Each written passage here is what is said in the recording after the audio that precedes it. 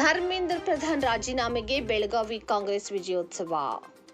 ಕೇಂದ್ರ ಶಿಕ್ಷಣ ಸಚಿವ ಧರ್ಮೇಂದ್ರ ಪ್ರಧಾನ್ ರಾಜೀನಾಮೆ ನೀಡಿದ ಹಿನ್ನೆಲೆಯಲ್ಲಿ ಬೆಳಗಾವಿಯ ಕಾಂಗ್ರೆಸ್ ಭವನ ಎದುರು ಕಾಂಗ್ರೆಸ್ ಕಾರ್ಯಕರ್ತರು ಪಟಾಕಿ ಸಿಡಿಸಿ ವಿಜಯೋತ್ಸವ ಆಚರಿಸಿದರು. ಈ ಸಂದರ್ಭದಲ್ಲಿ ಮಾತನಾಡಿದ ಶಾಸಕ ರಾಜು ಸೇಠ್, ನೀಟ್ ಪರೀಕ್ಷೆ ಅಕ್ರಮ ಹಾಗೂ ವಿದ್ಯಾರ್ಥಿಗಳ ಪ್ರತಿಭಟನೆಯ ವಿಚಾರದಲ್ಲಿ ಕೇಂದ್ರ ಸರ್ಕಾರ ಸಂಪೂರ್ಣವಾಗಿ ವಿಫಲವಾಗಿದೆ. ದೇಶದ ವಿದ್ಯಾರ್ಥಿಗಳ ಭವಿಷ್ಯದೊಂದಿಗೆ ಆಟವಾಡಿದವರ ವಿರುದ್ಧ ಜನರು ಧ್ವನಿ ಎತ್ತಿದ್ದಾರೆ.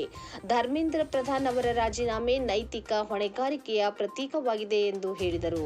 ಮತ್ತಷ್ಟು ಮಾತನಾಡಿದ ಅವರು, ಶಿಕ್ಷಣ ವ್ಯವಸ್ಥೆಯಲ್ಲಿ ಪಾರದರ್ಶಕತೆ ಹಾಗೂ ವಿದ್ಯಾರ್ಥಿಗಳ ಹಿತಾಸಕ್ತಿಯನ್ನು ಕಾಪಾಡುವ ನಿಟ್ಟಿನಲ್ಲಿ ಕೇಂದ್ರ ಸರ್ಕಾರ ಸೂಕ್ತ ಕ್ರಮ ಕೈಗೊಳ್ಳಬೇಕು.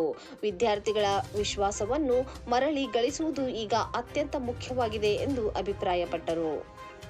ಯುವಕರದು ಏನು ಡಿಮಾಂಡ್ ಇತ್ತು, ಧರ್ಮೇಂದ್ರ ಪ್ರಧಾನ್ ಅವರು ರಾಜೀನಾಮೆ ಕೊಡಬೇಕಂತ. ಫಸ್ಟ್ ಡಿಮಾಂಡ್ ಅವರು ಎಕ್ಸೆಪ್ಟ್ ಮಾಡಿದ್ದಾರೆ.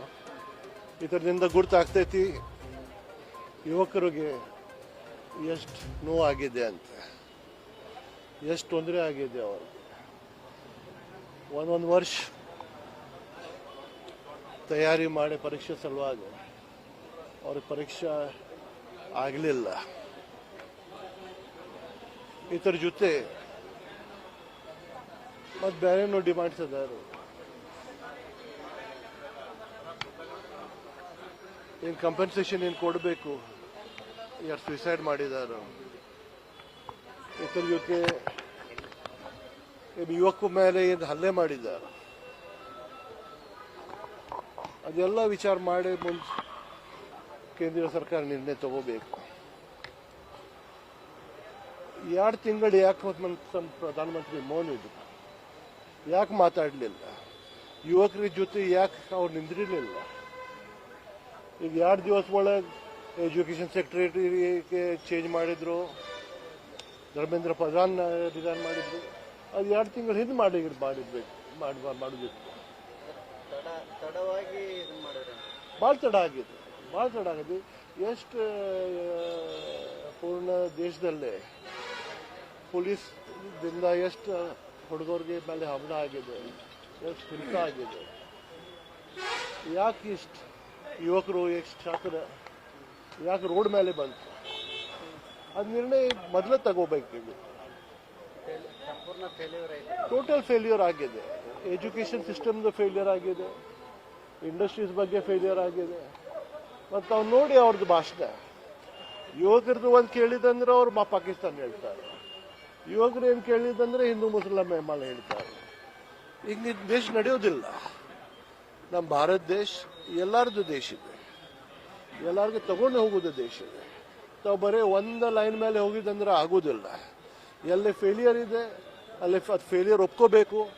ಇದು ಒಂದು 2 ತಿಂಗಳ ಹಿಂದೆ ಒಪ್ಕೋಬೇಕಾಗಿತ್ತು, 2 ತಿಂಗಳ ಹಿಂದೆ ಆಕ್ಷನ್ ತಗೋಬೇಕಾಗಿತ್ತು.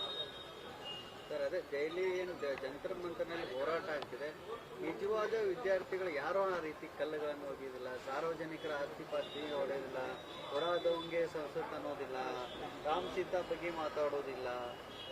ಇಲ್ಲಿ ಮಾತಾಡೋದು ನೀಟ್ ವಿಚಾರವನ್ನ ಬಿಟ್ಟು ಇಲ್ಲಿ ಬೇರೆ ಬೇರೆ ವಿಚಾರಗಳನ್ನ ಕೆದಕುವಂತ ಕೆಲಸ ಮಾಡ್ತಿದ್ದಾರೆ. ಅಲ್ಲಿ ಬಂದಂತವ್ರು ಬೇರೆದವ್ರು ಇದ್ದಾರೆ ಅನ್ನುವಂಥದ್ದು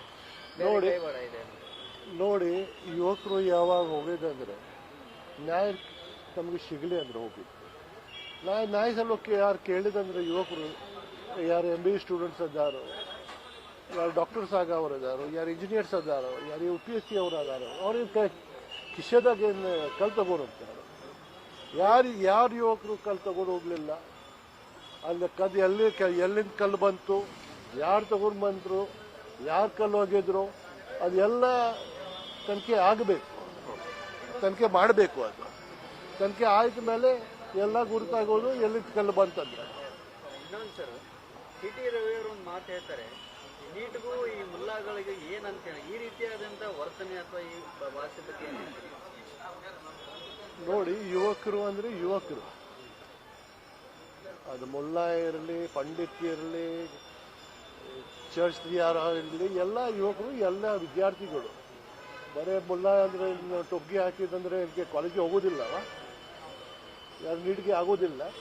ಎಷ್ಟು UPSC ಎಕ್ಸಾಮಿನೇಷನ್ ಅಪಿಯರ್ ಮಾಡಿದ್ದಾರೆ, ಈಗ ಎಷ್ಟು IAS ಆಫೀಸರ್ ಇದ್ದಾರೆ, ಎಷ್ಟು ಕೆ ಎಸ್ ಆಫೀಸರ್ ಅದಾರ. ಇವರು ಬರೇ ತಪ್ಪೇನು ಮಾಡಿದಾರೋ ಅದು ಮಾತಾಡೋದಿಲ್ಲ, ಬರೇ ಜಾತಿ ಮೇಲೆ ಹೋಗೋದು ಮತ್ತು ಭಾವನೆ ಮಂದಿಗೆ ಭಾವನೆ ಮಾಡೋದು, ಅದ ಕೆಲಸ ಮಾಡ್ತಾ ಇದ್ದಾರೆ ಇವರು.